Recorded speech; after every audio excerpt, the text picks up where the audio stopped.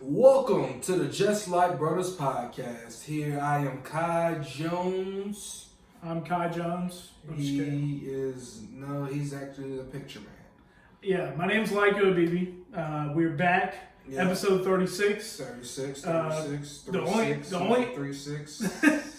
only NBA player I know that wore 36 was Shaq when he was on the Celtics. Oh, this episode's got to be better than that. Yes, we need to find something better than 30. Yeah. 36 is good. Yeah. I mean, this has two of my favorite numbers in it, 3 and 6. So, hey, let's keep it moving, man. Let's talk about this. Is our somebody's finals record episode. I'm sorry. Ooh. I said somebody. I didn't say who. I did not. Who has a 3? I don't know who has a 3-6 finals record. This is going to upset a lot of people. Anyway, we're back. Stop. We are back. We just got through regional weekend. It is one of my favorite weekends of the year every year, and I got to cover at ECU again this year. It was really fun. Yeah. So you want me to start anywhere? Because I did get to cover 4 games. Yeah, you did. Let's start. I think 1A girls. Let's talk about it, man. Skylar Travis, man, big time. Yeah, absolutely. The Weldon Chargers, for the first time since 2005, I believe, won the 1A East championship. They beat Bishop McGuinness 42-40. Very surprising. Bishop McGuinness is, of course, a powerhouse. Yes, they've been a powerhouse. They've been one of those teams that flip-flop between East and West. The powerhouse of one of the non-traditionals. Yes, and I think very highly of their program. They at one point last decade they won 7 straight state titles out of 1A. So, but the thing about this matchup was Weldon. They got off to a great start. This was just a great defensive battle on both sides. Yeah. Weldon got out to an early lead. Right. They led for most of the way. They were up 12 in the fourth quarter. And they even kept their lead when Skylar Travis took a hard fall, had to come out for most of the third quarter. They kept the lead intact. But yeah, they were up 12 with about 6 minutes left. But Bishop McGuinness with Tate Chappell and Charlie Chappell, the twin freshman guards, they started chipping away a little bit. Michelle Patrick, I think I said her name right, Petrangeli made some plays for them as well. So they came all the way back to tie the game at 40 on a pair of free throws from Tate Chappell. And then Weldon holds for the final shot. Skylar Travis passes it up for, I forgot who it was, but she passed it up for one of her teammates. She missed the layup, but then she got the rebound and laid it in and won with 2.6 seconds left. Missed the free throw, but in retrospect, it was a good miss because Bishop McGuinness had one just final heave. Yeah. And those are hard to go in, of course. But for head coach Grady Williams, who's retiring at the end of this run, it's a special moment for him that he gets one final game and he gets to be in the state championship game. So we're very happy for the Weldon Chargers, of course, and that was one of the games of the day around the state. Yeah. Of course, let's keep it going with the non-traditional domination with Henderson Collegiate returning back to the state title game for the second straight year and only their third year of playing varsity basketball. Yes, the pride of Henderson Collegiate. Of course, they were tied at the half with North Edgecombe. North Edgecombe played a great first half defensively. Wasn't really making shots, but they were hanging in there for a while. And then it was the Javante Waverly show. Mm-hmm. Waverly had 27 points and 12 boards on 9 of 18 shooting from the field. He completely took over the third quarter. Really, I kind of sensed that the game was going to get broken open when I believe he got a pass from Caleb Matthews, who's going to Queen's University. Mm-hmm. He got a pass out of the corner, and he's on the wing, and he takes a one-dribble pull-up 3 in the dude's face, and he drills it, and I was like, uh-oh. Yeah. And really, Javante Waverly, A.K. Holden and Kyrus Holden made some plays at the rim. It was a total team effort, really. Nick Green made some plays. Caleb Matthews, although he didn't shoot well, he rebounded well, played really good defense. Honestly, it was a kind of a George Marshall special. I mean, their team is They pride themselves on playing good defense. See what I did there? Yeah. But for North Edgecombe, my heart hurts for them. They had an excellent year. They won 26 games. Marvin Tucker I think he had a poster dunk in the first half, and it was, oh my goodness, it was one of the plays of the day. Deshaun Edwards, Smooth Sharp, they had a really good team. It's just when good guard play matters at this time of year, and I mean Javonte Waverly, simply put, he just took over. Right. So I mean, of course, North Edgecombe. They lose a lot of key seniors. Yes, a lot of seniors. That is the sad part about this for them, is as a 1A program, most traditional schools know that a lot of times kind of live and die in those senior classes, how good they are. And for them, they're losing a very good one who won a lot of games this last couple of years, especially this year. I mean, this will be tough. The 5 seniors they have played really well for them all year, and their team that goes out there, they go out there and they go and play. And they just, of course, they're the last traditional school left. Out of the, they were in the boys, yes. In the boys, so on the east side at least. Yes, they get the traditional 1A championship. That was actually an interesting thing. We always talk about that type of thing. So why not expand on it a little bit more here? Go ahead. Go for it, my brother. It's just tough. When watching 1A schools, I cover one charter school and I cover 2 other 1A schools. So you kind of see it from their point of view, is where the 2 traditional 1A schools, where it's like, we have to build within our community, and we have to build such a solid and sturdy program. Whereas a team can play varsity for 3 years, and just an example, I hate to use Henderson Collegiate. Oh yeah, no. But I mean, it's true. You 3 years of varsity, and they've won 2 regional titles. You have to see it from both lenses. Yes, as a traditional, I see it from the traditionalist point of view of where it's unfair. We're not on the same playing ground. Yes. They have 1A numbers of school students, but they can draw from a much larger area as far as Henderson Collegiate can draw from a whole bunch of counties who are in the surrounding area. We look at in the West, you're in position in these big metro areas that have a lot of students, so you can get some of not only the best students, but also some of the best athletes who may not be in the district of a good school, and that is an option for them if they have the grades for it, or if they meet whatever standards it is. Yes. And from their point of view, from that lens of the charter schools and everything, we can't control that. We have to go play ball. We got to play who's in front of us.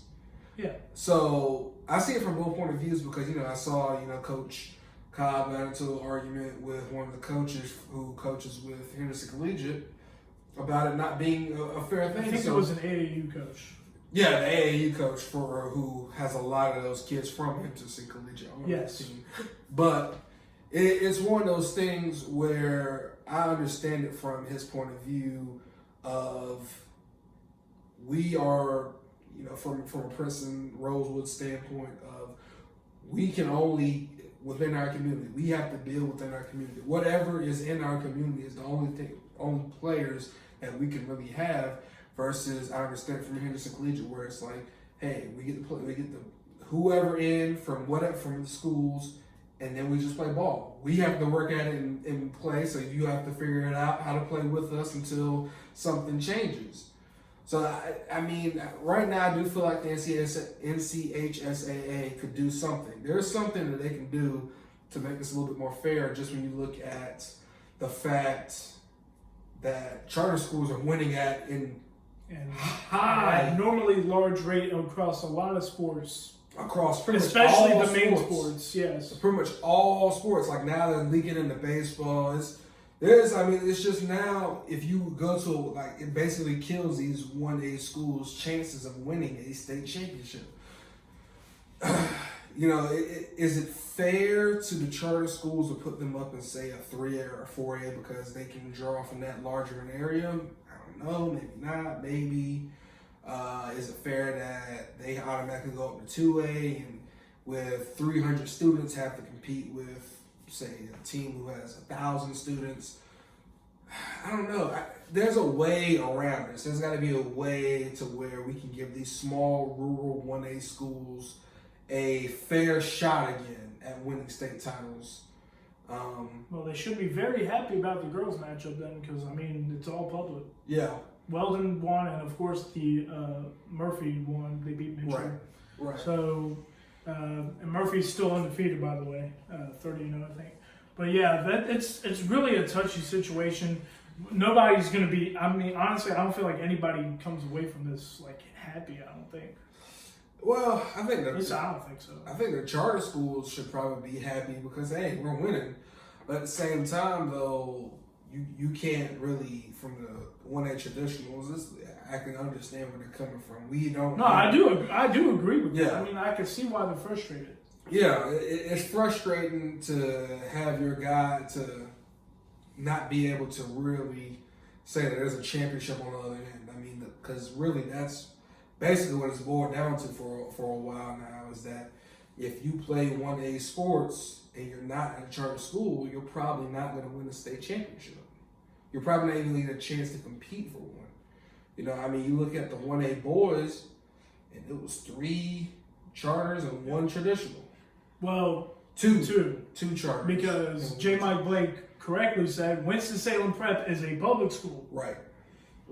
But people will see the prep and think it's not. Right. But yes, it was still a lot of. They were still in the final 8 on each side. There's a lot of charter schools. Where the problem is in figuring out where would we put these charter schools at, because there are magnet schools like Granville Central. They are a magnet school. They are not a traditional school. Garner, they are a magnet school. Millbrook, magnet school. So where do we put these schools at who are non-traditional if they are already in a spot like a Millbrook or... For a reference, just to compare to another state, Georgia has a 1A public and a 1A private. I'm not sure if there's enough to I think we're getting to that point though. I think we're getting close. I'm not sure if we have enough schools to do that, but it's like a pretty good formula because they do have more classifications, of course. Right. But like a 1A public and a 1A private division by themselves. What do you think? Right. I mean, I think that could work. I think we're getting to that point now with all the charter schools that are popping up that you could possibly do that. Split the 2 up and figure out a way to make it work. Only problem is, do you put a school like, say, Garner in it? Do you put a school like, say, Millbrook in it? Do you put a school like, say, Granville Central in it? Yes, that's a yes. That's where we start to get to the point. And then also the problem with that is football. Yeah. Some of these schools don't actually have football. Yeah, I mean, Beargrass Charter has a football program. I mean, so the question is, do you just leave them wherever they're at for football, but then for other sports? For like basketball, baseball, and softball, you split? Right. Just like there's just a whole bunch of things like right. scenarios that Look at like Goldsboro. They have the School of Engineering, and some of their kids play with Goldsboro. Does Goldsboro now, is that non-traditional as well? Because they have a certain section of their students that aren't actually like in campus, that aren't actually on, that don't actually go to Goldsboro. Oh, okay. Like, does that it would be so much of a tricky ground to figure out where does the charter, where do we split this off at? Yeah. So like I said, something should be done, but it's a complicated issue, and the schools have to figure out a way to come to reconcile with the fact of charter schools aren't going anywhere. You're not going to be able to kick them out of the NCHSAA. So you got to figure out a way to put them at least in a place where where 1A traditionals can once again compete again. Yeah, because it is true. Because I'm sure the people in the East, people in the West, in the mountains and things like that who have 1A schools are just as unhappy as the people here in the 1A East are just as unhappy about it. Yeah, absolutely. But nonetheless. Yeah, nonetheless, I think that's a good place to stop it. Yeah, nonetheless, Henderson Collegiate did win. They're an extremely talented bunch. They have a good shot this weekend against Winston-Salem Prep. Right. Yeah. Winston-Salem Prep did win. Let's go ahead and pick 1A. So who do you like 1A girls? Well, it is Weldon and Murphy, as I mentioned. Right. Murphy was up double digits for most of their game against Mitchell. Mitchell had 2 free throws to tie, and they missed the second one that would have tied the game and sent it to overtime. Free throws, man. Free throws, turnovers, and rebounds. What are free throws? They are what? Free. Yes, they are. But if I had to pick one, my heart says Weldon, because I would love for Coach Grady Williams to go out a state champion in his final game, but Murphy is on a mission. They're trying to win their first state title since 1996. So this is a tough choice, but I'm gonna go with Murphy. I think Murphy's gonna win. Give me Weldon. You go with Skylar Travis? Yeah, give me Skylar Travis, man. By the way, Old Dominion is getting a steal. Yeah. All the North Carolina schools are going to wonder why they didn't get this girl, because she scored 9 points. This girl's been averaging like 20 and 10 all year, and in a 9-point game, she proved to me she is like that. Yeah. And it wasn't just the game-winning shot; it was her defense. Yeah. Her toughness. I mean, she honestly, that fall was so scary. She started crying. Yeah. Like it hurt to the point of that, and she had this look in her eye on the bench, like, when I come in, when the minute I get put back in the game, I'm coming in to go at people's heads. Yeah, this is gonna be a really good game, I think. But I think Murphy wins, but I would love for Weldon to prove me wrong. Yeah, I think Weldon, they've been building to this point for. They have won 27 straight games themselves too. So well, I mean, just in the past seasons with Skylar Travis, that's true. Yeah, they've been winning. Yeah, they've won 20 games each of the year that she's been there. So I mean, hey, let's go ahead and go out a state champion. It would be really special. Yeah, I think they've gotten this close. I think they're going to go ahead. This year's going to be their year. Yeah. So I'm willing to. I like that. So now Henderson Collegiate or Winston-Salem Prep. Oh, I'm going Henderson Collegiate. Yeah, after they were not to be denied. Last year they were denied. They were 1 point short. Yeah. This year they're playing a very talented Winston-Salem Prep team that has been winning for a long time, especially the last 2 decades. Yeah. Their team, I personally feel Winston-Salem Prep has more talent, but I think the better coach team is Henderson Collegiate, and I think George Marshall is going to lead them to a win. I think he's going to get them to a victory. So I'm with you on Henderson Collegiate. All right, so Henderson Collegiate, Weldon, Henderson Collegiate, Murphy. Yes. Cool. All right, so 2A. 2A East, which is probably the most. I think it probably had the best playoffs of anyone. Had the most drama, had everything that you could have wanted, a lot of competition. Good and bad. Yeah. To be real. So, Farmville versus South Granville it lived up. You want to start with that first? Or do you want to start with the girls first? I'd like to go with the ladies first. Okay, let's go ladies first then. All right, so it was Kinston and Farmville Central. Right. Rematch of last year's regional championship. And it was a mirror image of last year's regional championship. Yeah. Farmville gets out to a big lead. Yeah. Kinston comes all the way back. This time, the difference was they came all the way back from down 12 to tie early in the fourth quarter. And what did Farmville Central do? The big run. Yeah. And it wasn't just, obviously everyone knows how great and talented Amaya Joyner is, and she very much is that. But it wasn't just her. It was Janiyah Foskey, who's been huge for this team this year. Jashira Carmen. Rashia Spey hit a step-back three. It was hitting step-back threes like it was nothing. I was just like... But, yes, it was really... it was a team effort there as well. They closed the game on a 22-5 run or something like that. And... Honestly, they deserve to be back in the championship round again. Right. Coach Hollis Harper's done a great job all year. Janiyah Wilby made plays for them. Their guard, obviously, I said Rashia Spate has been the senior leader for them. Jashira Carmen too. But really, Janiyah Foskey really was kind of the game breaker. Also the difference was their offensive rebounding. Kinston allowed too many offensive rebounds off of missed free throws. I think they allowed like 4 or 5, and it had to be really like. I'm not sure. I'm sure Coach Bradshaw is going to want that back in terms of what they could have done better. But yeah, Talia Jones did everything she could to keep them in this game. I think she had like 20 points and 15 boards in the final game. Right. You know, you hate to see it for stuff like this for this team. You know, we consider the fact that they went to 3 straight regionals. You're talking about Kinston girls. Yeah, Kinston girls. Yeah, you hate to see it when it happens like this, to where. Just seems like they couldn't break through. They just ran into the buzzsaw of that season, which in 2018 it was North Pitt and National Langley. Right. Last year it was Farmville Central with this pretty much the same team they had this year, and this year was Farmville Central again. Yeah. You look at it, both of these teams, they only lost. I think Kinston only lost to. Their only losses up to this point were at the John Wall, and Farmville 2 of them Central were was close. the same way, I believe. And 1 loss to a NCA, National Christian Academy out of Maryland, early in the season. Right. So, but other than that, they have been flawless. Both of these teams have proven that they were the best 2 programs over the last 2 years in the Eastern North Carolina.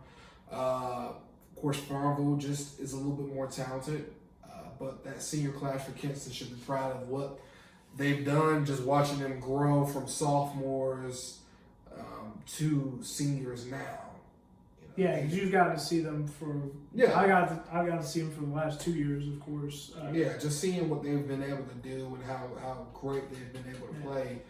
And I would recommend a lot of those seniors to college programs. Yeah. I mean, Talia Jones especially, and Zaria Cobb.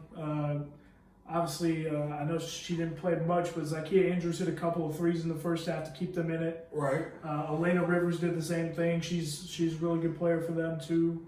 And Leslie Sutton's just a do-it-all athlete, like just about every sport. She makes plays in every sport, especially basketball. Right. Can't wait to see her on the track as well. She's going to do great out there. Right. But yes, this is going to be This is going to be very interesting because that entire main rotation was seniors for Coach Bradshaw. Right. So it's going to be interesting to see how they rebuild. But for Farmville, did they do it this year? Did they finish it off? Boys and girls state champions? Well, let's talk about the boys first before we make things. South Granville versus Farmville Central delivered up to the building that season. Yes, it did. It was a showcase outside of one very, very bad moment.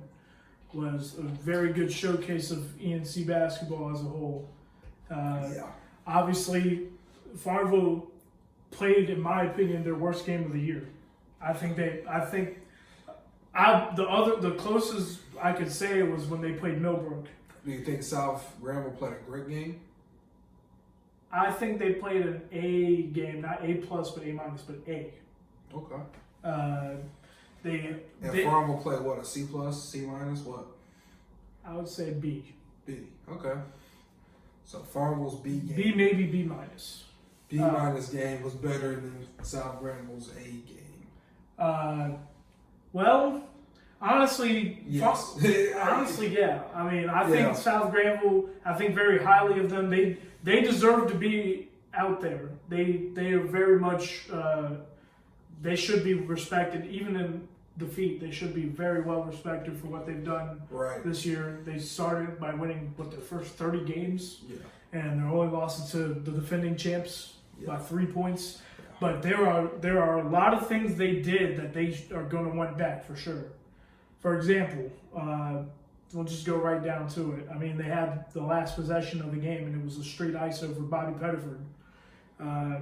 Now, there are very few players in the state. Like, I would trust Bobby Pettiford with an ISO, but in the flow of the game, I didn't really like it, in my opinion.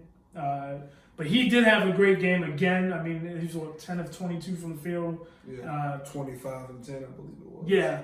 He still had an excellent game. Makai Jones made a lot of huge plays. Right. And of course, the hero for Farmville was Leonte Moy. Oh, he gets the game ball, yes. With at least 2 guaranteed D1 players, of course. Right. One who, in our opinion, I'm sure you agree, is another D1 player.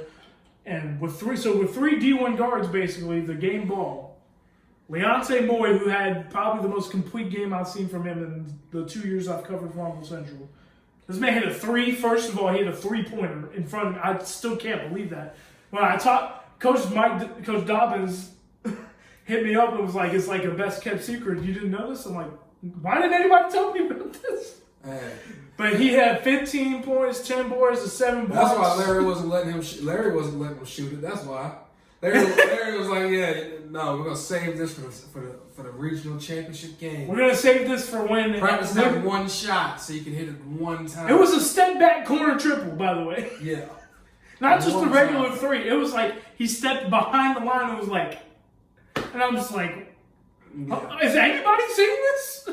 And it was behind the college line. It wasn't behind like the white little tape line they put in front of the. Yeah. But nonetheless, Leonte had 5 blocks in the first quarter, and he really just set the tone on the interior throughout the night.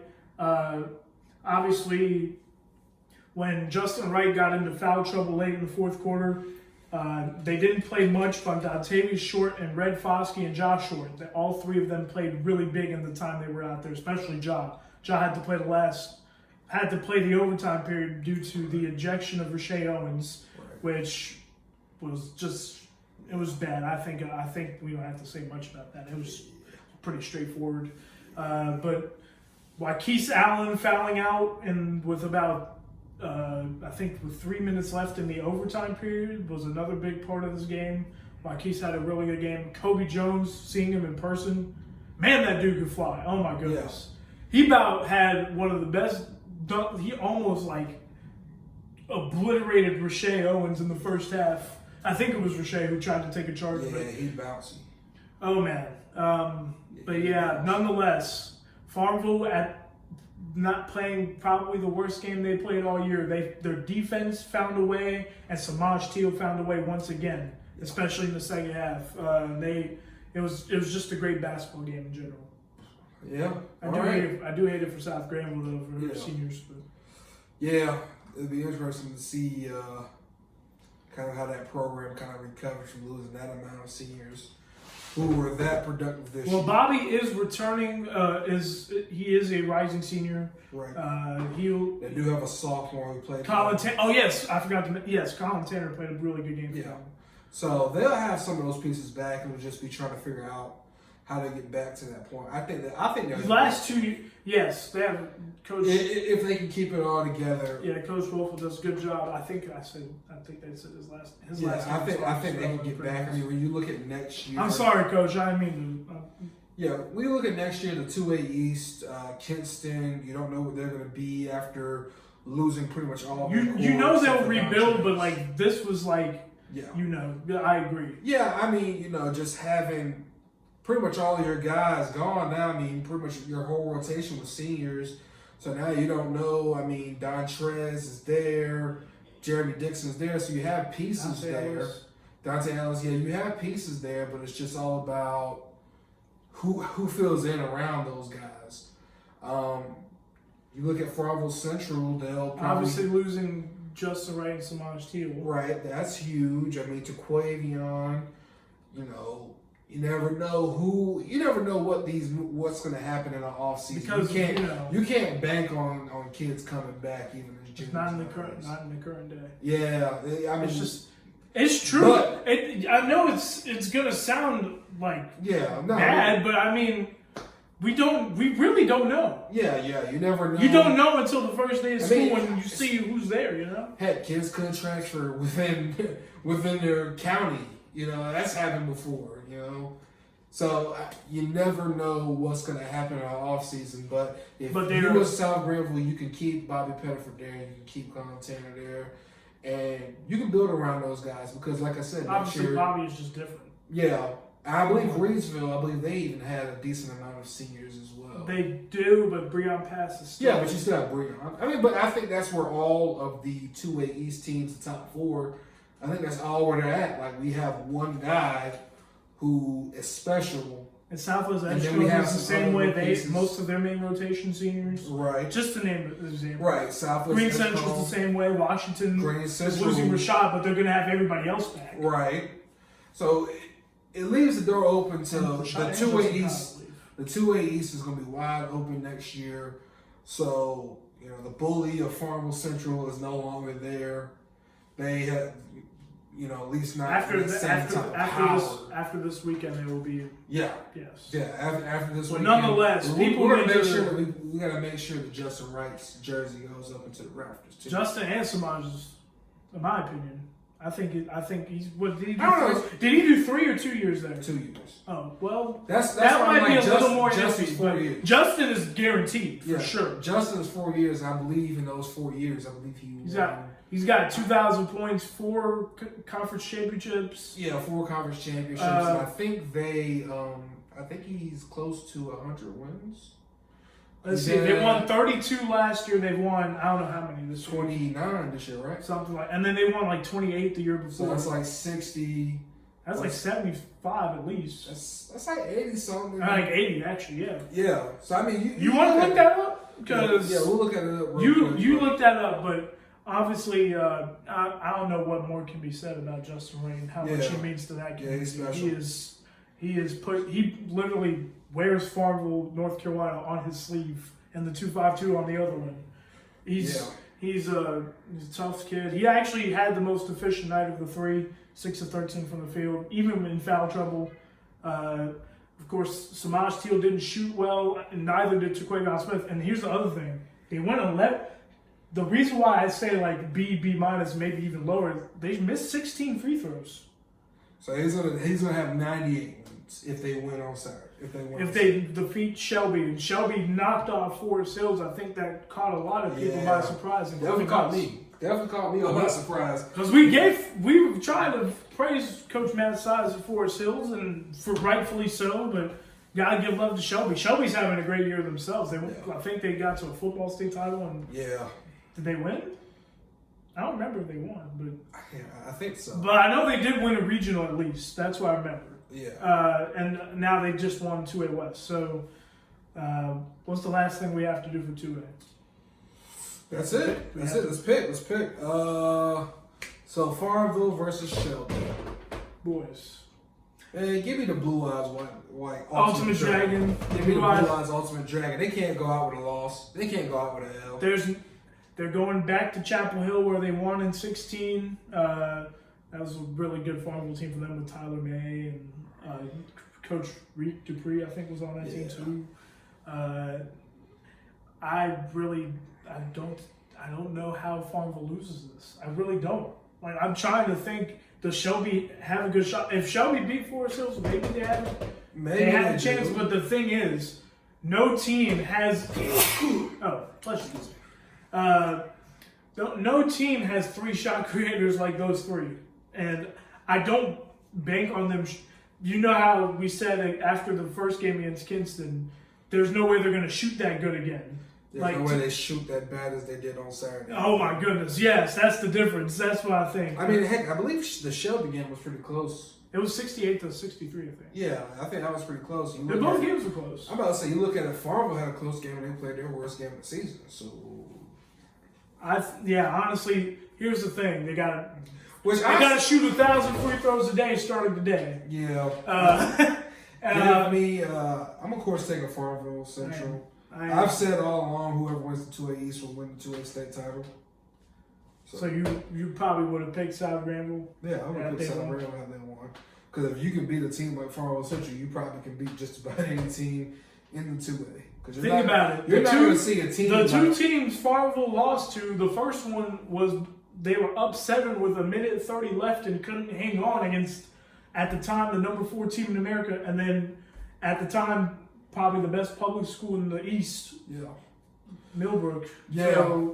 So when I look at Farmville Central, the reason why they've gotten so much hype over the past year and a half or so is because you're not going to see too many Eastern North Carolina 2A teams that have 3 shot creators. With 3 guys who are probably Division I guards, plus 2 definitely, and 1 that we believe should be. Plus the type of athletes and supporting cast that they have. So they will need another Leonte more special, I think. Yeah. I think if he could rebound like he did and defend the rim like he did, then they should be fine. See, that's the thing. I don't think Farmville Central loses many games if Leonte Moore has a good game. Yeah, I was gonna say if you were able to get on the worst, all three of them collectively their worst night, and you were able to get 15 points from a fourth guy, that's huge. Yeah. That now you know you could do this if right. But nonetheless, I do think the boys do get it done. It would be if they do win, it will be their third title in 5 years and back to back. I think that's pretty good. Let's look at Farmville Central now for the girls. Okay. If it happen, can we get it? This would be their first title since 2007. Last year, they unfortunately ran into a really, really good Mountain Heritage team that was just so fundamentally sound. One of the best coach teams I've seen covering high school basketball so far. This year, it's not them. This year, it is Newton Conover. They are led by national prospect China Cornwell, who has been on a rampage this year. This girl is having like 26 and 22 and like I believe she led the state scoring for girls basketball. Yes, and she is. I think it was like 36 and a half or something crazy like that. But yes, I talked with J. Mike Blake about this, high school T contributor, guest of the show. He told me about Newton Conover a little bit. He said they get run through. They run a lot of offense through China, and they also have another girl that gets a lot of offensive boards. She averages 26 a game on 75% field goal shooting.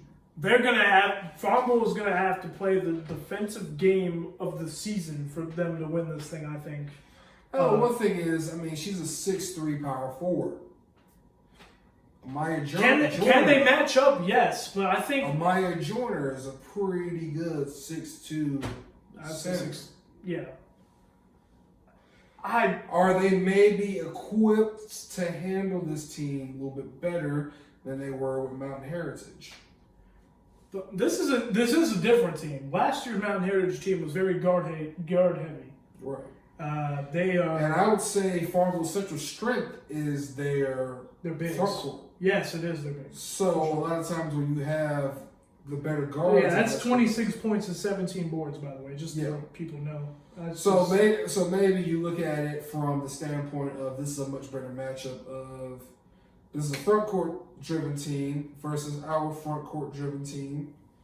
And a lot of times when you have a backcourt team versus a team who is led by a front court, a lot of times the backcourt team has the advantage. So by the way, the other thing we have to mention about Newton Conover is that their 5 starters ran the gauntlet. They did not come out. Yeah. Not all 5 starters played all 32 minutes against Salisbury, and those are the stats right there. Grace Lofton was the other girl that J. Mike Blake was mentioning. She had 20 in that game against Salisbury. Right. So they're gonna have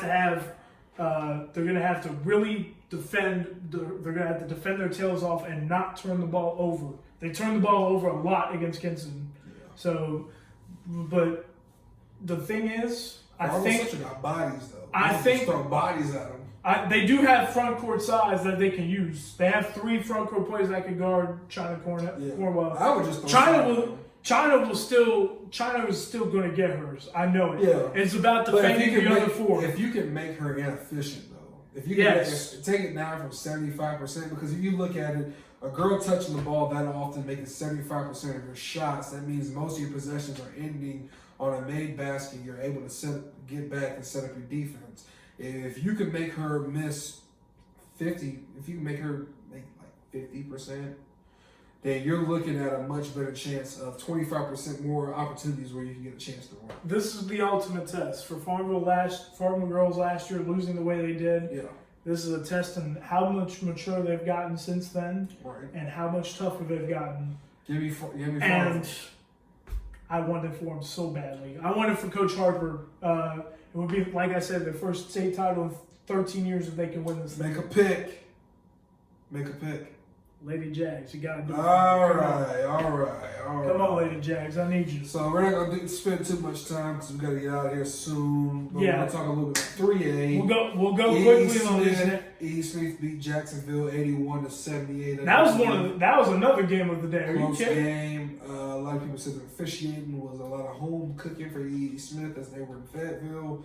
But we weren't there, so we don't know. But East. What we do know is that both teams are extremely talented. I hate that one team had to lose this but this is how it is in the playoffs. East Smith will now take on the Southeast Guilford. Southeast Guilford, who is of course the defending champions. And they came out of the East by beating East Smith, I think.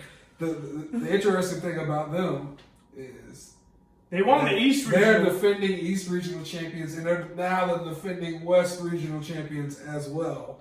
So, as well as the defending state champions. So, they've dominated both sides. Give me South, East Guilford. I think with Kennedy, Simmons, and Raven Preston, I just think Southeast is going to do it again. I mean, they managed to beat Cuthbertson and who else? Freedom? Was it? I'm looking at Westover. Yeah, wait, Westover's playing Freedom, right? Yeah, they are. Okay, yes, it was Freedom Girls then. Yes. So yes, if Southeast Guilford beat Cuthbertson and Freedom back to back, I find it hard to believe that E. Smith is going to win this game, and I hate saying that, but I do think Southeast Guilford repeats. Okay, I agree. So 3A boys. 3A boys, Westover versus Freedom. We talked about it a little bit. Westover had a nice come behind win to beat Northwood in the final minutes. Westover, I've seen them. I like them a lot. This is going to be a tough matchup, though. Yes. Freedom 29-1 versus 30-0 Westover. Freedom is good enough to win this thing, too. But that special moment when Isaiah Bridges got to see, was it his brother that came back from? Or Not sure. it was someone close to him, but he was surprised before the game by someone coming back home from the military, and it was really special. In terms of a pick, I need Coach Stackhouse and the Wolverines to get this done. They got to get this done. It would be so special for them to get this done. Finish undefeated and win a state title, and I think they'll win. I'm going Westover. What do you think? Just because we haven't disagreed off, I go Freedom, even though I want to pick Westover just because I've seen them. I like Damian Dunn a lot. Darius Jewell had a huge game for them this weekend when they absolutely needed scoring. I mean, this is a really close game just when you look at it. Freedom does score really well. Yeah, they both score really well. I think Westover allows us points, but Freedom scores more points. So I'm gonna go with the Westover defense in that little 1-3 run. They run a lot of 1-3-1, and I think they're gonna win this thing. Okay. All right. And now we go to 4A quickly. Yeah, 4A real quick. Let's see, what was it? Southeast Raleigh beat Millbrook pretty good. The fourth time they've beaten Millbrook, and that's a really good Millbrook team.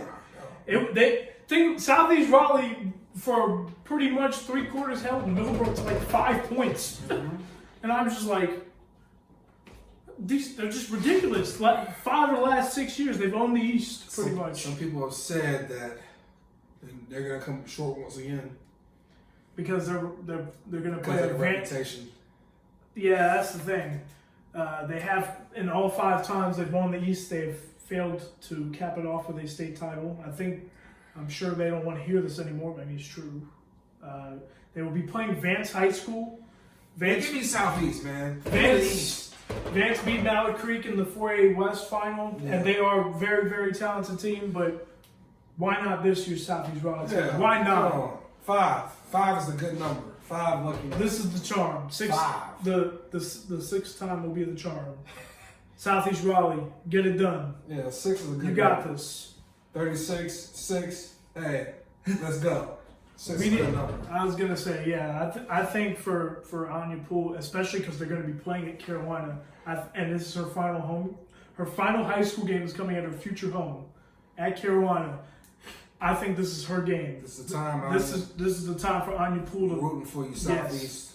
Yes, for sure. We're definitely. All right, last one here, of course, really quickly again. I don't think anybody imagined this winner out of the 4A East. 4A West was, I think people predicted. Yeah, but North Mac. We knew it was going to be North Mac. But how about this 4A East squad? Tell them about it. Lumberton, man.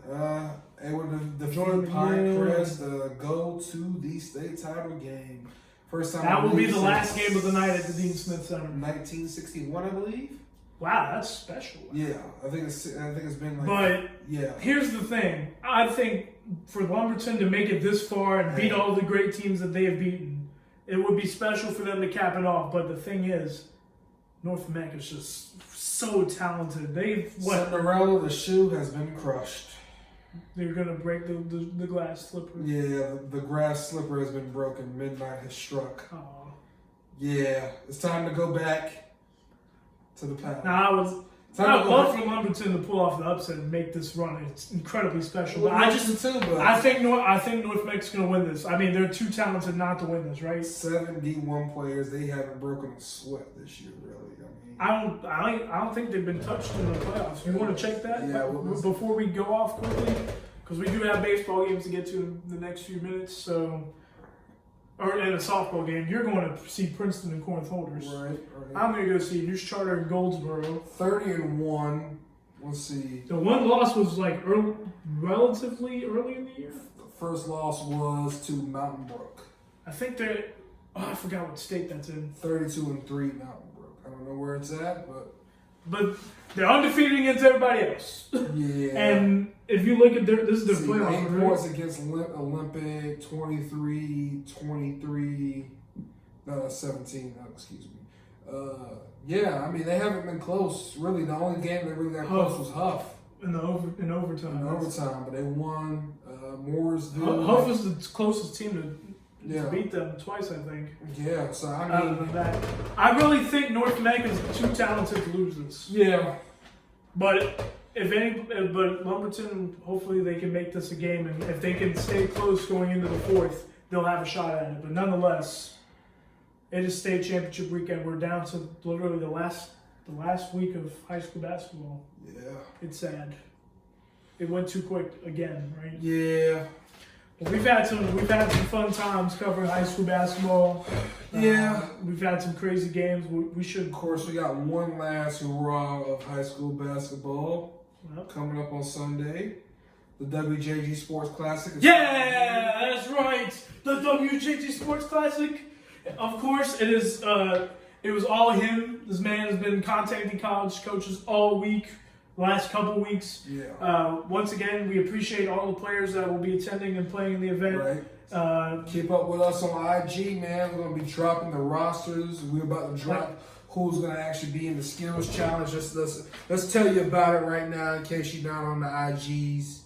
In case you like. We're going to do we're going to announce who's going to be in the skills challenge now. Yeah, let's talk. All right, we'll do it now. I'll start and name off the girls. Yeah. That will be in it.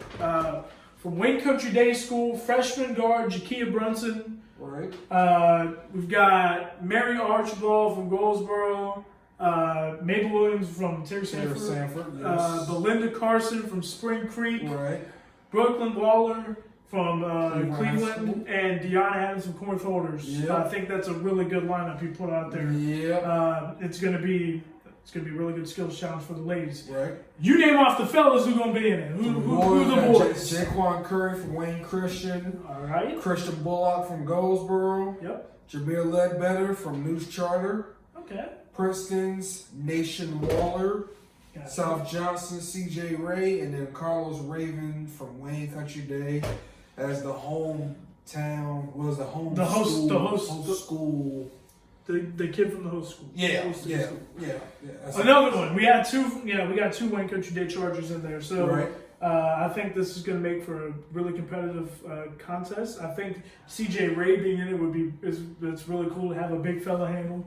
Yeah. Because he's worked on his game. You did a player spotlight on him. Yeah. Earlier in the year. Yeah. The evolution. Yeah. He has evolved. He has grown into a much more complete player this season, of course. Right. But I think just as a whole, all 12 of these It's going to be a great showcase event. $10 parking. So when you get there, have your $10 ready, fill it up. I want 100 cars and I want 500 people in the gym. That's how I want it to look outside. I want 100 cars, 500 people inside the gym. Let's pack that gym full. Support these young men and women as some of them play their final game in front of people. Some of them will be. We're gonna try and get as many college coaches as we can to attend. I have already contacted over, I believe, 75 colleges and sent out over 300 emails. So yeah, we have been working and doing our thing to try to make sure that hey, there's a good showcase for these young men and young women to have a chance to play college basketball at the next level. So this is going to be a great showcase event. Yes, this will be for D2, D3, JUCO, NAIA, USCAA. Right. So, nonetheless, 36 episodes down. One more game to go for the high school basketball season, and then the showcase events begin, starting with our event. And we hope you attend. Of course, my name is Laika Abibi. You can find me at StrikeNation24_ if you want tweets to be like all over your timeline and stuff like that. You can find Kai Jones at MMJ Kai Jones on Instagram, WJG Sports, WJG_sports for Twitter. Give us a like on Facebook, subscribe to the YouTube channel. We're at, 850 subs? 850. 150 more, huh? Yeah. And of course, you can also subscribe to the Strike-A-Lights YouTube channel, which has 36 subs. There, we found something. Shout out to my 36 subs, baby. Yeah. And of course, if you would like photos of whatever events I go to, it's Laika Abibi, LAIKE_ABEBE.smugmug.com. Right. Have we promoted everything? At LMA, perhaps so that you can actually find the links to that. Yes, I do post the photos to that account now. Yeah.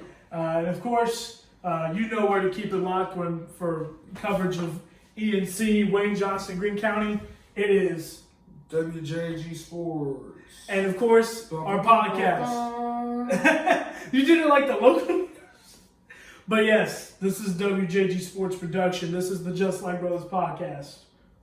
We'll see you later.